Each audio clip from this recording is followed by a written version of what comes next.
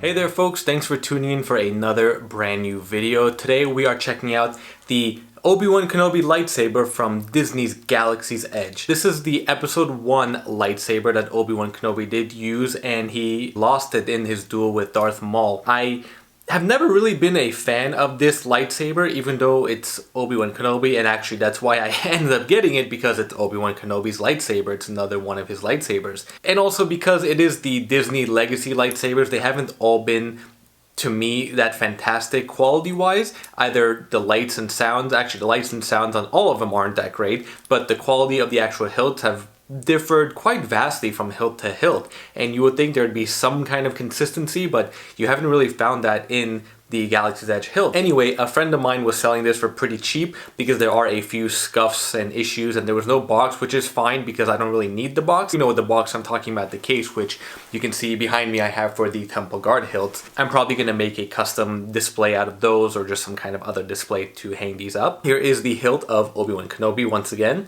And I know it's been a couple years since Galaxy's Edge has opened and plenty of reviews are out there, but I figured I'd throw in my thoughts, and why not, since I just got this and I still have this channel and doing all these reviews. And I'm also going to compare it to the Korbanth K4V2 NeoPixel hilt I have. Granted, that is the episode 4 version of Obi Wan Kenobi's hilt, but at least if you can get a comparison of the lights and sound, and because they are both blue lightsaber colors, we can compare that, similar to how I was able to change the color on the Korbanth hilt to a yellow blade. I could compare that to the Temple Guard hilts from Galaxy's Edge. So let's get a close-up of the hilt. Now overall, it is a pretty nice hilt. Quality-wise, it's not too bad. It actually does remind me of the Ahsoka hilts that I reviewed not too long ago. And it's not as clunky, you know, it feels pretty good in the hand. It wraps around very nicely. I know the Ahsokas did feel nice as well. The other ones were kind of a little bit bigger, and I don't have that many. I think the Temple Guards are a little bit too thick and too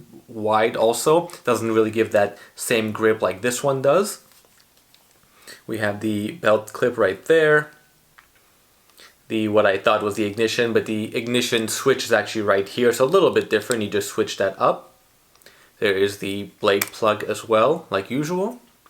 And just so you are curious about the scuffs, actually I can't even find them. There is a super minor one right there. And I think that might be it, actually. I know it's not too big of a deal. Still not brand new, and a few like paint marks here and there. That's not an issue for me either. The batteries, this bottom pommel does come off, so you just twist it. This is one thing I kind of wish was made a little bit different. I feel like with the Temple Guard hilt, when you twist it off, it won't just immediately fall. This one just right away falls off. And there's the battery pack, the inside of it.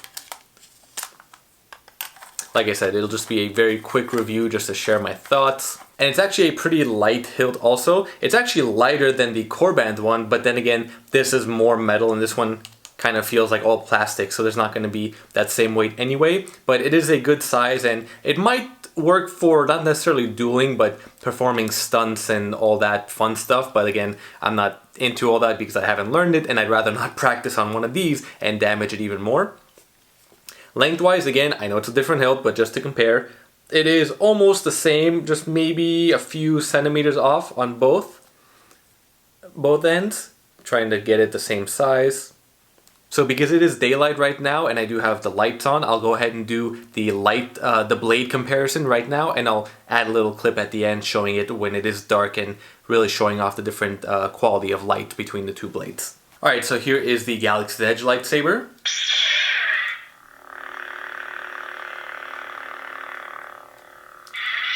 And the Korbanth K4V2.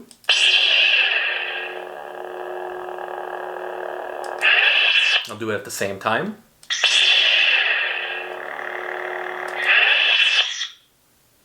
So there was actually this, when I was turning it off, I got it at the same time, but this one had the delay. Let's try to turn it on again at the same time. Almost. There we go, now we got them at the same time.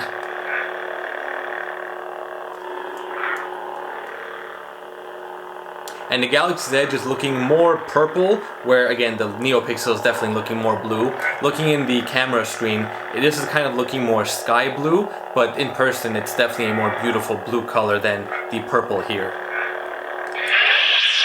Now let me get some sounds. This one is a lot quieter, that's for sure. And this one. Didn't mean to add that extra sound.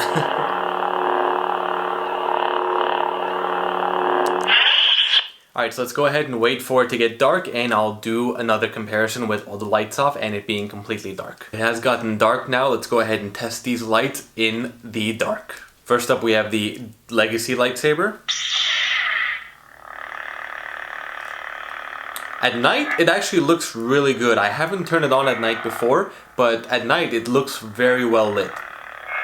Of course, you can still see the, the LEDs inside or the lights inside, and it's not crazy bright, but it's a lot better than the yellow blade from the Temple Guard.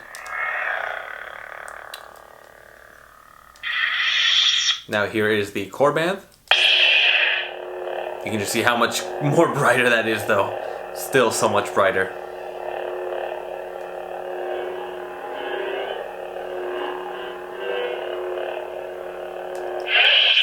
Let's go at the same time.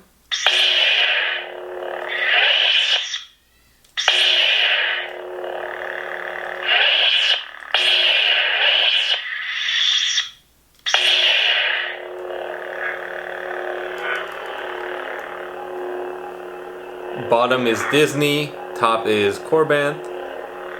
I don't know how well the camera is picking it up. I'm in the screen, it's kind of looking white here, and still looking a little bit purple. But in person, it's more, I'd say more like a violet-ish color.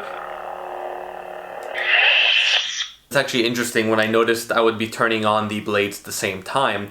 They would kind of come on right at the same moment, but turning them off, there is a delay with the Legacy Lightsaber. I never noticed that with the Temple Guard. I'll have to check back the video and see, how well I did it when I pressed the button. And just to show you, I'll show you, switch the ignition on. There we go. So it does take a moment for it to actually extinguish itself. I don't know what the opposite of ignite is. Alrighty folks, so there we go. There are my thoughts on the Obi Wan Kenobi Episode 1 lightsaber from Galaxy's Edge, the Legacy Lightsaber.